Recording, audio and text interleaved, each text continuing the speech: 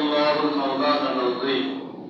قال رسول الله صلى الله عليه وسلم: من دعا إلى جاهلية فهو جزاء جهنم. قالوا يا رسول الله وإن صلى وصام؟ قال رسول الله صلى الله عليه وسلم: وإن صلى وصام وصام أنه مسلم. أو كما قال عليه الصلاة والتسليم.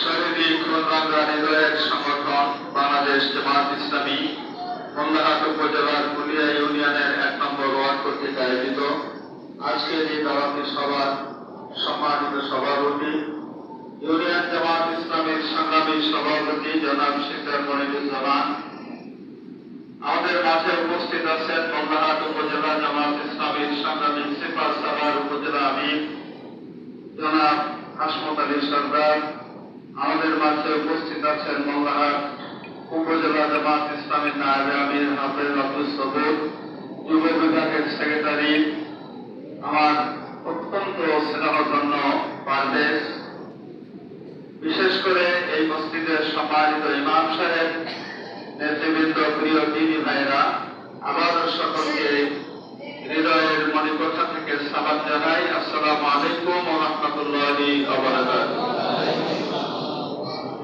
দিনী আলোচনা এই পর্যায়ে আমি মহান রব্বুল আলামিনের দরবারে শুকরিয়া আদায় করছি, যিনি আমাদেরকে একটি সময় আমাদের নাজাতের ওসিলা হিসাবে এই মসজিদের দিনী আলোচনা করা এবং শোনার মধ্যে কাটানোর তৌফিক দান করলেন। সবাই বলি আলহামদুলিল্লাহ। আমাদের হাতে সময় আছে মাত্র 10 মিনিটও নয়, 10 মিনিট সময় আছে। সময় মতো আজানের ব্যবস্থা করবেন, ইনশাআল্লাহ আমরা সময় মতো নামাজ পড়ার চেষ্টা করব। আর কর্তৃপক্ষ যদি মনে করেন যে না সময় মতো আজান হবে কিন্তু জামাতটা শরীর পরে হবে, যদি অনুমতি দেন তাহলে সেটাও আমরা আমল করতে পারি, ঠিক কিনা? সম্মানিত ভাইরা, কথা দীর্ঘ কথা নয়, খুবই গুরুত্বপূর্ণ আলোচনা 3 জনে করেছেন, তাই না? আমি তো দেখলাম লেখাপড়া করতে জানে না শীতের মনিরুজ্জামান ভাই, তারপরেও যতটুকু ব্যাগ দিয়ে আলোচনা শুরু করেছিলেন তাদের বক্তা একজনও লিখ।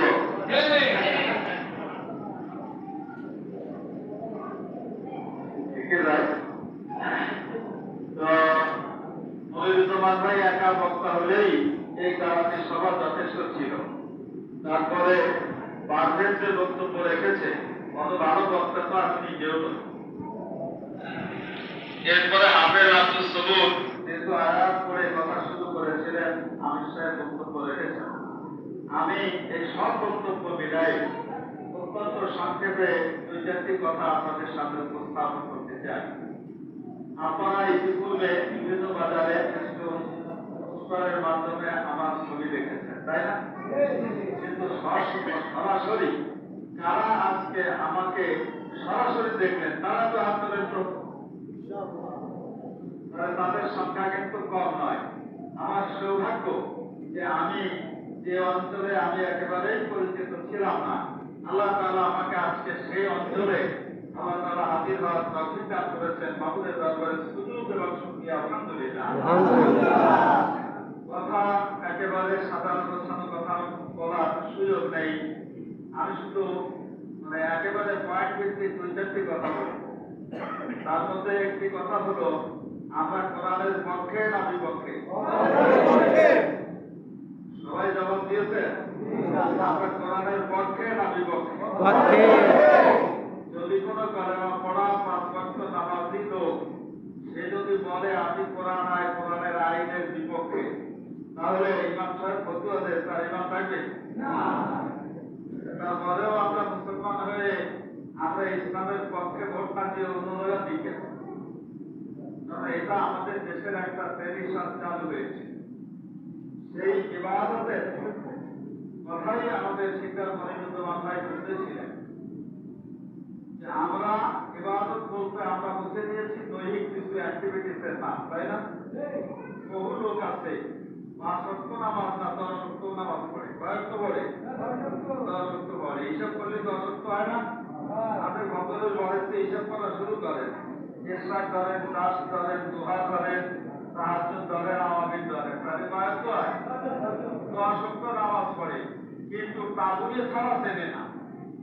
তাবুয়ে বলবেন এ পর্যন্ত সইয়ালা নৌকো ছাড়া কোনো জায়গায় কোনো বইবিহীন নৌকো বাঁকা দেখেন না।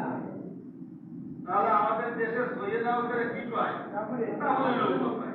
ওই বর্তমানে উঠলাম শীতের বাড়ি দিয়ে নামতাম, তারপরে হইতে উঠলাম শীতের বাড়ি দিয়ে নামতাম। আপনারা এরকম তাবুয়ে চলছেন না? এরপরেও 10 ওয়াক্ত নামাজিয়ালারা কেন এই জায়গায় ভোট দেয়?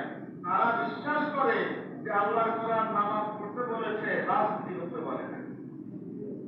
এই ভুল ধারণাটা দিয়ে আমাদের টোটাল সবকিছুকে বন্ধ করে রেখেছিল, ঠিক কিনা? কিন্তু আল্লাহ রাব্বুল আলামিনের মেহেরবানি যে বাংলা ভাষায় সবকিছু প্রকাশ পাওয়ার পর এখন আর কারো দিব্যা আটকায় রাখার কোন সুযোগ না। বাংলার একজন মানুষ পড়ে হলো আল্লাহ ইয়াহকুম বিমা আনসালাল্লাহু ফাউলাইকা হুমুল কাফিরুন। আল্লাহ আসমান থেকে যা নাযিল করেছেন তার বাইরে যে বিচার ফয়সালা করবে ও কাফের। একেবারে আল্লাহ তাআলার কথা। অতএব ইবাদত বলতে মা আতাকুর রাসূলু ফাখুযু, তোমার নবী তোমার জন্য যা আল্লাহর পক্ষ থেকে নিয়ে এসেছেন তা করো। ওমা নাহাকুম আনহু ফান্তাহু, আর তোমাকে যা থেকে নিষেধ করেছেন তা থেকে